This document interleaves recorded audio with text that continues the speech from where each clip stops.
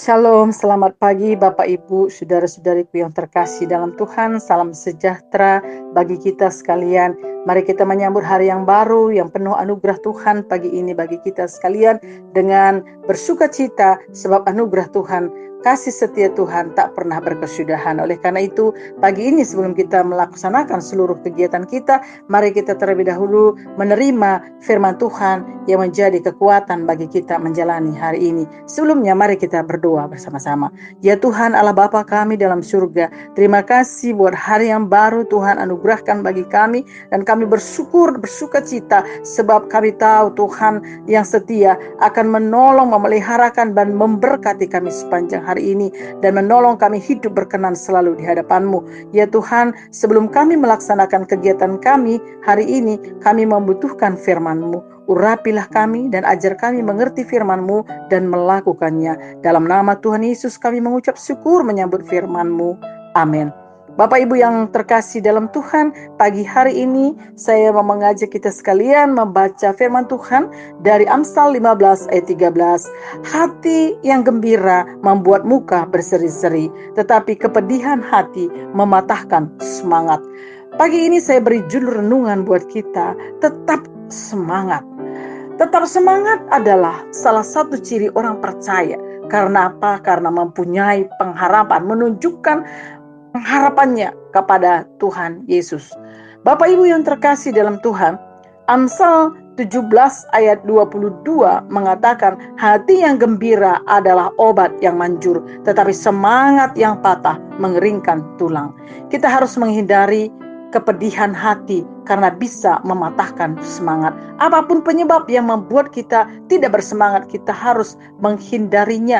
Dan bila semangat kita patah, firman Tuhan tadi katakan, maka itu dapat mengeringkan tulang atau mendatangkan sakit penyakit dalam hidup kita.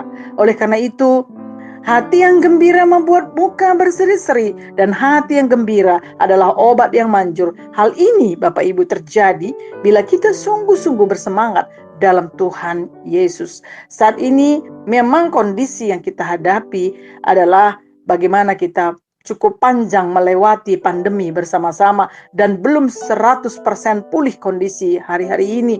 Dan kita beriman dan percaya Tuhan tolong bangsa kita dan bangsa-bangsa di dunia ini supaya pulih seutuhnya. Bahkan kita memasuki merindu tahun depan kita bisa memasuki kondisi yang baru dan Tuhan sudah pulihkan seutuhnya. Namun kita melihat Bapak Ibu, oleh karena keadaan hari ini, marilah kita melihat bahwa karena kondisi pandemi ini belum juga pulih, dan banyak juga orang percaya tetap bersemangat walaupun keadaan sulit. Kenapa? Karena dia punya pengharapan kepada Tuhan Yesus. Dan saat ini kita belajar firman Tuhan, ada 3 kebenaran mengapa kita sebagai orang percaya harus tetap bersemangat menjalani kehidupan ini. Yang pertama, karena orang percaya kita memiliki bersemangat karena itu membuat kita menang dari segala penderitaan hidup. Amsal 18 ayat 14 mengatakan, orang yang bersemangat dapat menanggung penderitaannya, tetapi siapa akan memulihkan semangat yang patah? Saat ini Bapak Ibu, kita hidup di dunia kita, keadaan kita sekarang ini tidak akan luput dari banyak penderitaan dan masalah. Tetapi bila kita semangat, tetap semangat, kita akan dapat menanggung setiap penderitaan dan akan keluar sebagai pemenang. Mungkin saat ini kita sedang menderita karena dampak COVID-19 ini sekali lagi, atau juga mungkin kita sedang sakit, sedang mengalami kesulitan ekonomi dan penderitaan lain, kehilangan mata pencaharian, ataupun juga banyak hal lain yang ditimbulkan oleh keadaan hari-hari ini. Jangan menyerah, teruslah bersandar kepada Tuhan Yesus yang sanggup memberikan kepada kita semangat untuk menang dari segala penderitaan yang Tuhan izinkan dalam kehidupan kita.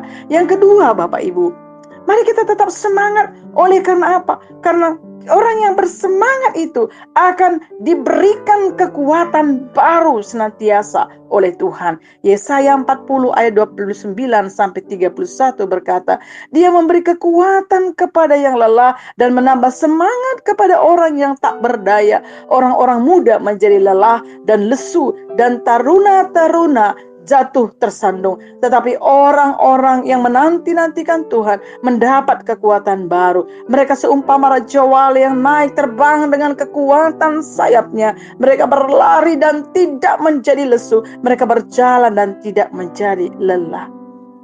Bisa saja setiap masalah Bapak Ibu yang datang dalam kehidupan kita hari-hari ini membuat kita kelelahan. Kita mengalami letih lesu.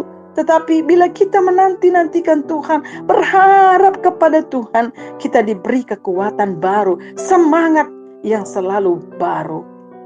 Kita menjadi seperti Raja Wali yang naik terbang dengan kekuatan sayapnya, berlari dan tidak menjadi lesu, berjalan dan tidak menjadi lelah, karena kekuatan dari Tuhan Yesus yang memberi semangat yang baru kepada kita. Yang ketiga, Bapak Ibu, mengapa kita perlu terus semangat dalam menjalani hidup ini?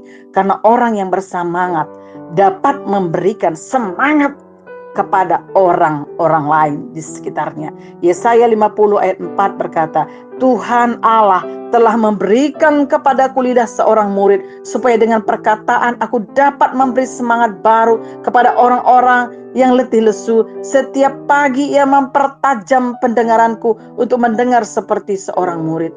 Saat kita hidup bersemangat, Bapak Ibu, saudaraku yang terkasih, bersama dengan Tuhan Yesus, maka kita dapat dipakai oleh Tuhan untuk memberi semangat baru kepada orang-orang yang sedang letih lesu dan berbeban berat, supaya mereka jangan putus asa, tetapi supaya mereka sungguh-sungguh bersandar kepada Tuhan Yesus sebagai sumber segala berkat dan pertolongan.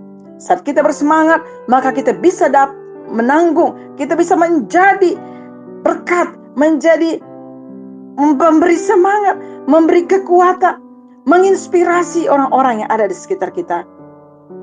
Mari kita datang kepada Tuhan. Mari kita menolong orang-orang yang ada di sekitar kita, yang sedang mengalami, bahkan mungkin ada yang sedang mengalami kelesuan secara rohani. Biarlah kebenaran firman Tuhan pada pagi hari ini menolong kita untuk tetap semangat menjalani kehidupan kita dan tampil terus sebagai pemenang. Tuhan Yesus memberkati kita sekalian. Shalom.